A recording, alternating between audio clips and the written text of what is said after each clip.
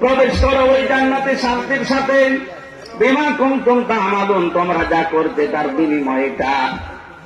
এই জন্য ওদের 120 কোটি না 500 কোটি হলেও কোনো ভয় নেই। হযরতে খালিদ বিন ওয়ালিদকে মানুষ জিজ্ঞাসা করত যে আপনি একা হাজার হাজার কাফেরের সামনে আপনি ঢুকে পড়েন, ভয় লাগে না? উনি বলেন, আমি নবীজির কাছে শুনেছি ঈমান যাদের আছে মানুষগুলো জিন্দা, ঈমান যাদের নেই এগুলো মুর্দা। 1000 লাশ পড়ে আছে মুর্দা, আমি একটা জিন্দা মানুষ, আমি এখানে ঘুরে আসতে পারবো কিনা? কথা বলে না কেন?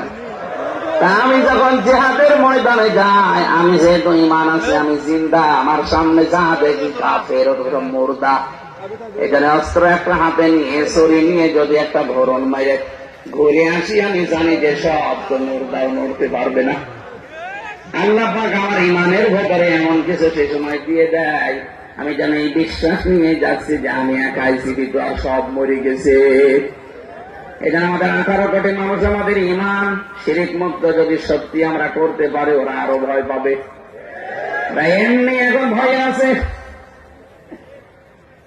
আমাদের। এখন এই যে চট্টগ্রাম আর ঢাকার মাঝখানে ফেনী, এখানে একটু চিকন হয়ে গেছে, সরু।